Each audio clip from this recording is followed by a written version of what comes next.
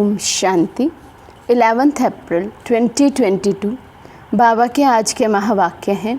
बाबा समझाते, मीठे बच्चे, तुम्हारी बुद्धि में सारा दिन सर्विस के ही ख्यालात चलने चाहिए। तुम्हें सबका कल्याण करना है, क्योंकि तुम हो अंधों की लाठी। प्रश्न है, ऊंच पद पाने के लिए मुख्य कौन सी धारणा चाहिए?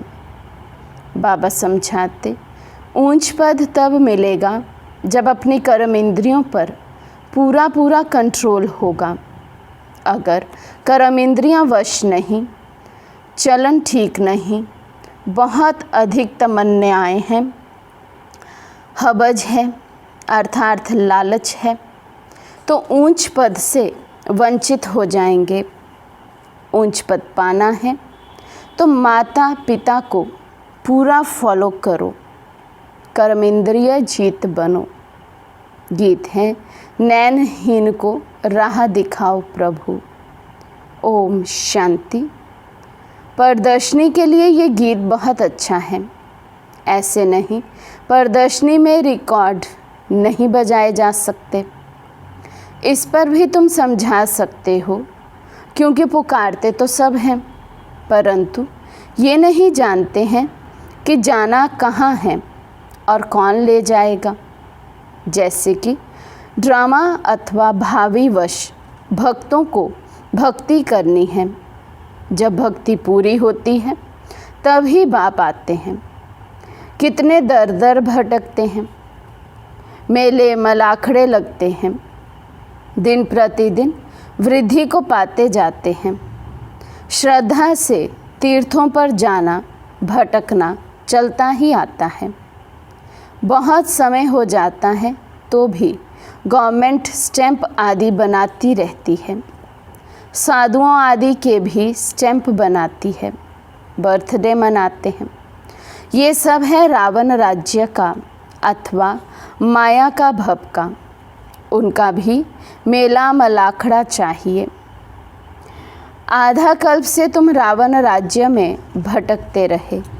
अब बाबा का आकर रावण राज्य से छुड़ाए राम राज्य में ले जाते हैं। दुनिया ये नहीं जानती कि आपे ही पूज्य, आपे ही पुजारी, ये महिमा किसकी है। पहले 16 कला संपूर्ण पूज्य रहते हैं, फिर 2 कला कम हो जाती है तो उनको सेमी कहेंगे। फुल पूज्य फिर 2 कला कम होने से सेमी पूज्य कहेंगे। तुम जानते हो पुजारी से फिर पूज्य बन रहे हैं, फिर सेमी पूज्य बनेंगे। अब इस कलयुग के अंत में हमारा पुजारी पने का पाठ खत्म होता है। पूज्य बनाने लिए बाबा को आना पड़ता है। अब बाबा विश्व का मालिक बनाते हैं। विश्व तो ये भी है, वे भी होगा। वहाँ मनुष्य बहुत थोड़े होते हैं। एक धर्म होता है, अनेक धर्म होने से भी हंगामा होता है। अब बाबा आया है लायक बनाने। जितना बाबा को याद करेंगे उतना अपना भी कल्याण करेंगे। देखना है कि कल्याण करने का कितना शौक़ रहता है। बाबा का कितना हम संदेश अन्य आत्माओं को देते हैं, कितना हम बाबा की याद में रहते हैं, जिससे कि हमारा भी कल्याण हो और अन्य आत्माओं के भी कल्याण के हम निमित्त बने। तो बाबा कहते हैं ये चेक करना है कि कितना हमें शौक़ है दूसरों तक बाबा का संदेश पहुंचाने का। जैसे आर्टिस्ट हैं, उनको ख्याल रहता है ऐसे ऐसे चित्र बनाएं जिससे मनुष्य अच्छी रीति समझ जाएं, समझेंगे हम बेहद के बाप की सर्विस करते हैं। भारत को स्वर्ग बनाना है। प्रदर्शनी में देखो कितने ढेर आते हैं, तो प्रदर्शनी के ऐसे चित्र बनाएं जो कोई भी समझ जाए कि ये चित्र एक्यूरेट रास्ता बताने वाले हैं। मेले मलाखड़े आदि जो हैं वे तो उनके आगे कुछ भी नहीं हैं। आर्टिस्ट जो इस ज्ञान को समझते हैं उनकी बुद्धि में रहेगा, ऐसे ऐसे चित्र बनाएं जो बहुतों का कल्याण हो जाए। रात दिन बुद्धि इस बात में लगी रहे। इन चीज़ों का बहुत शौक़ रहता है। मौत तो अचानक आता है। अगर जुत्ती आदि की याद में रहे मौत आ गया तो जुत्ती जैसा जन्म मिलेगा। इसीलिए बाबा कहते हैं अंतमति सो गति। जैसी समृति में, जैसी स्थिति में शरीर छोड़ेंगे वैसा ही हिसाब किताब अगले जन्म में फिर मिलता रहेगा। यहाँ तो बाप कहते हैं देह सहित सबको भूलना है। ये भी तुम समझते हो कि बाप कौन है? कोई से पूछो आत्माओं के बाप को जानते हो? कहते हैं नहीं। याद कितना करते हैं, मांगते रहते हैं, देवियों से भी जाकर मांगते हैं।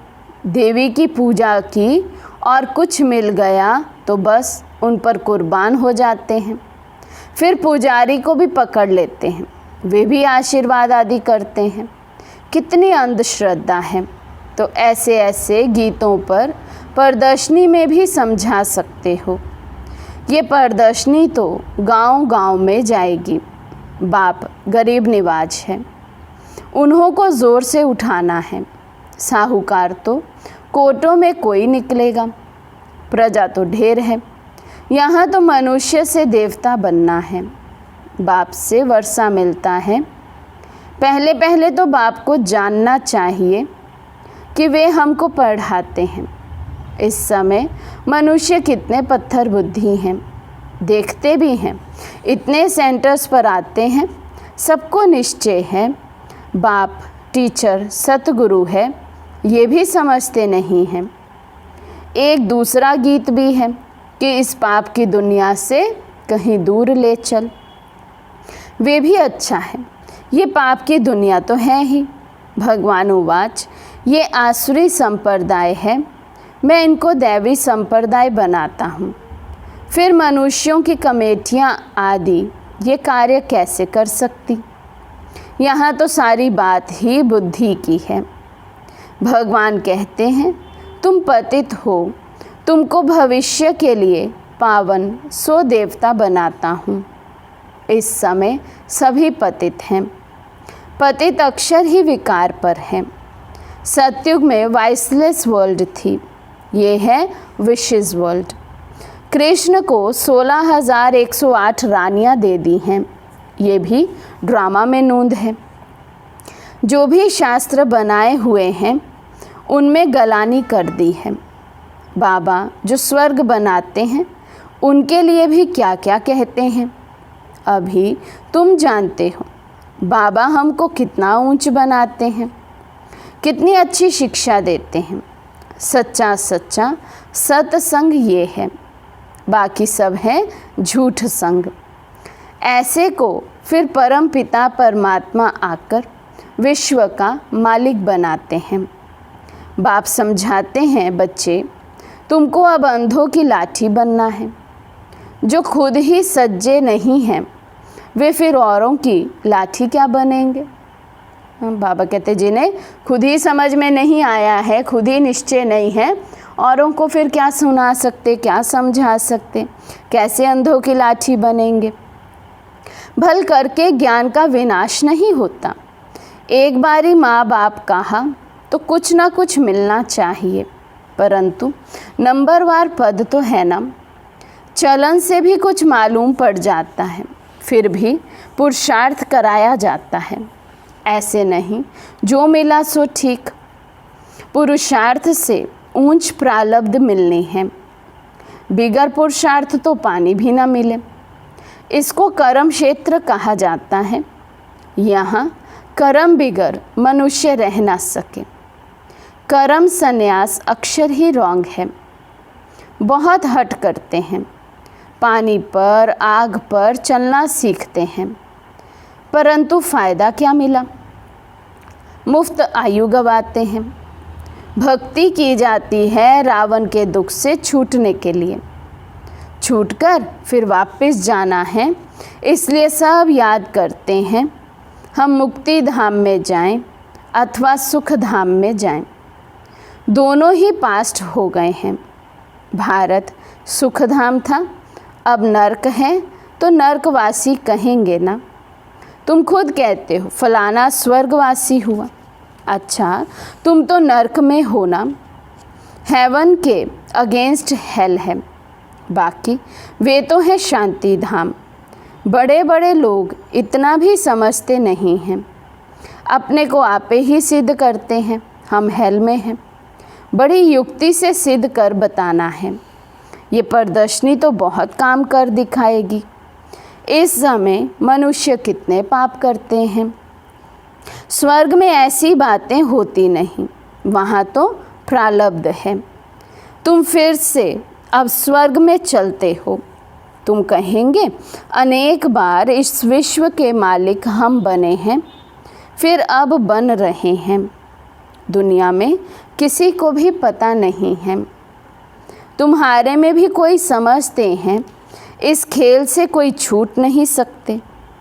मोक्ष भी मनुष्य तब चाहते हैं जब दुखी होते हैं।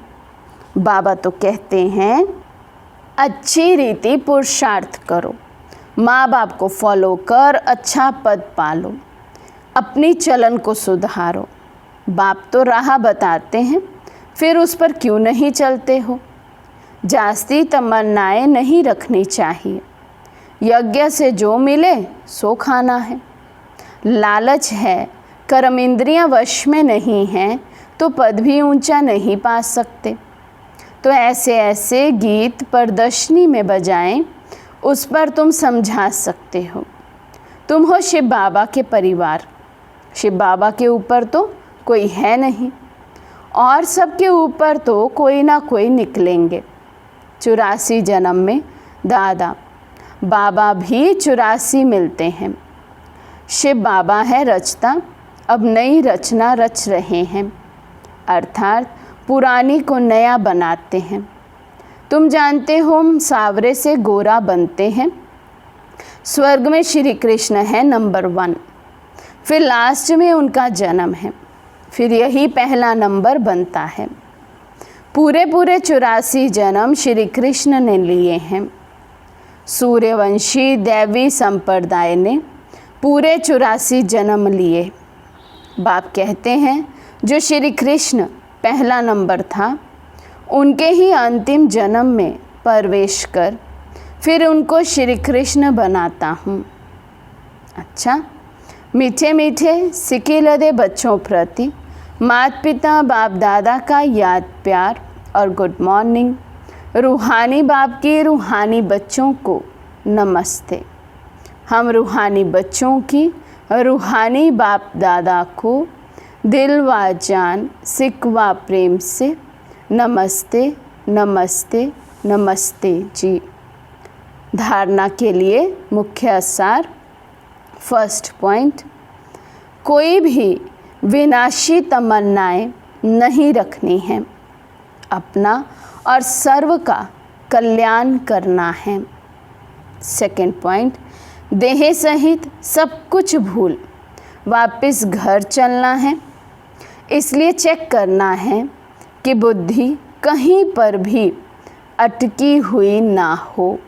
स्लोगन है, नेचुरल अटेंशन को अपनी नेचर अर्थात आदत बनाने वाले समृति स्वरूप भव। नेचुरल अटेंशन को अपनी नेचर बनाने वाले समृति स्वरूप भव। सेना में जो सैनिक होते हैं वे कभी भी अलबेले नहीं रहते, सदा अटेंशन में अलर्ट रहते हैं।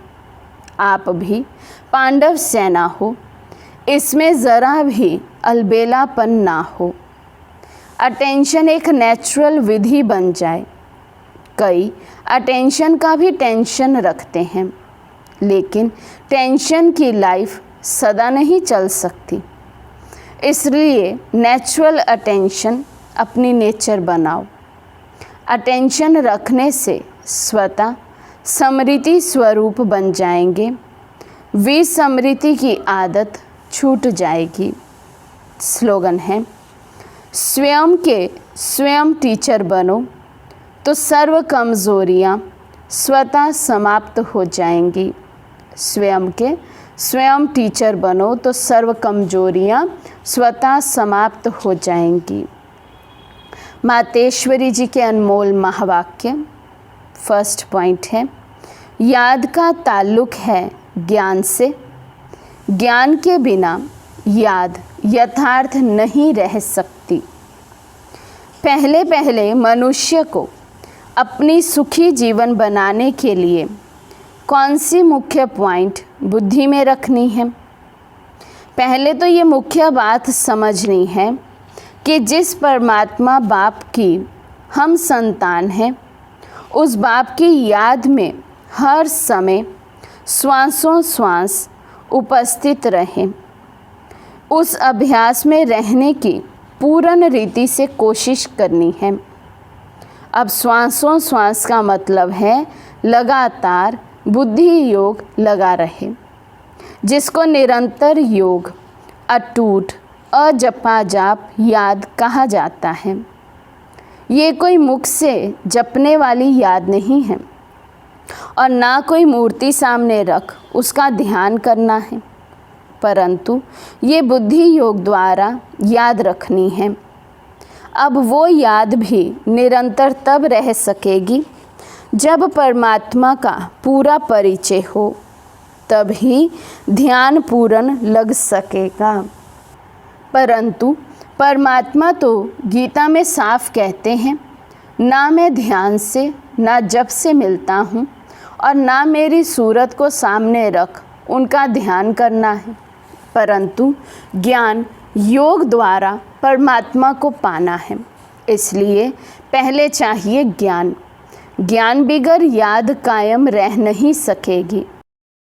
याद का ताल्लुक है ही ज्ञान से। अब ज्ञान से चाहे मन से कल्पना करें व बैठकर दर्शन करें, अगर उस देखी हुई चीज़ का भी पहले ज्ञान होगा तभी योग और ध्यान ठीक लग सकता है। इसलिए परमात्मा कहते हैं, मैं कौन हूँ, मेरे साथ कैसे योग लगाना है, उसका भी ज्ञान चाहिए। ज्ञान के लिए फिर पहले संग चाहिए। अब ये सब ज्ञान की पॉइंट बुद्धि में रखनी है, तभी योग ठीक लग सकेगा। सेकंड पॉइंट है, सृष्टि की आदि कैसे होगी? मनुष्य पूछते हैं कि परमात्मा ने सृष्टि कैसे रची, आदि में कौन सा मनुष्य रचा। अब उसका नाम रूप समझना चाहते हैं। अब उस पर उन्हों को समझाया जाता है कि परमात्मा ने सृष्टि की आदि ब्रह्मा तन से की है। पहला आदमी ब्रह्मा रचा है। तो जिस परमात्मा ने सृष्टि की आदि की है, तो अवश्य परमात्मा ने भी इस सृष्टि में अपना पार्ट बजाया है। अब परमात्मा ने कैसे पार्ट बजाया? पहले तो परमात्मा ने सृष्टि को रचा, उसमें भी पहले ब्रह्मा को रचा, तो गोया पहले ब्रह्मा की आत्मा पवित्र हुई, वही जाकर श्री कृष्ण बनी। उसी तन द्वारा फिर देवी देवताओं के सृष्टि की स्थापना की। तो दैवी सृष्टि की रचना ब्रह्मा तन द्वारा कराई।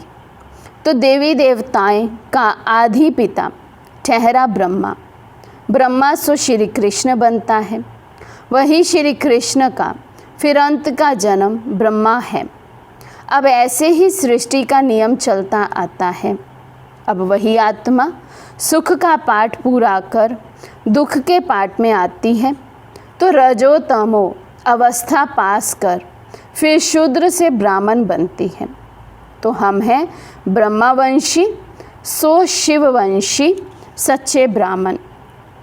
अब ब्रह्मावंशी उसको कहते हैं जो ब्रह्मा के द्वारा अविनाशी ज्ञान लेकर पवित्र बनते हैं।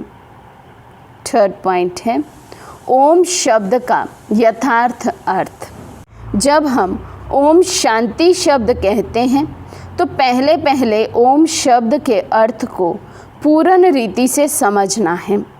अगर कोई से पूछा जाए ओम का अर्थ क्या है, तो वो लोग ओम का अर्थ बहुत ही लंबा चौड़ा सुनाते हैं। ओम का अर्थ ओमकार बड़े आवाज़ से सुनाते हैं। इस ओम पर फिर लंबा चौड़ा शास्त्र बना देते हैं, परंतु वास्तव में ओम का अर्थ कोई लंबा चौड़ा नहीं है। अपने को तो स्वयं परमात्मा ओम का अर्थ बहुत ही सरल और सहज समझाते हैं। ओम का अर्थ है मैं आत्मा हूँ, मेरा असली धर्म शांत स्वरूप है। अब इस ओम के अर्थ में उपस्थित रहना है। तो ओम का अर्थ मैं आत्मा परमात्मा की संतान हूँ। मुख्य बात ये हुई कि ओम के अर्थ में सिर्फ टिकना है, बाकी मुख से ओम का उच्चारण करने की ज़रूरत नहीं है। ये तो बुद्धि में निश्चय रखकर चलना है। ओम का जो अर्थ है उस स्वरूप में स्थित रहना है। बाकी वे लोग भल ओम का अर्थ सुनाते हैं, मगर उस स्वरूप में स्थित नहीं रहते। हम तो ओम का स्वरूप जानते हैं, तब ही उस स्वरूप में स्थित होते हैं। हम ये भी जानते हैं कि परमात्मा बीज रूप है और उस बीज रूप परमात्मा ने इस सारे झाड़ को कैसे रचा हुआ है, उसकी सारी नॉलेज हमें अभी मिल रही है। अच्छा, ओम शांति।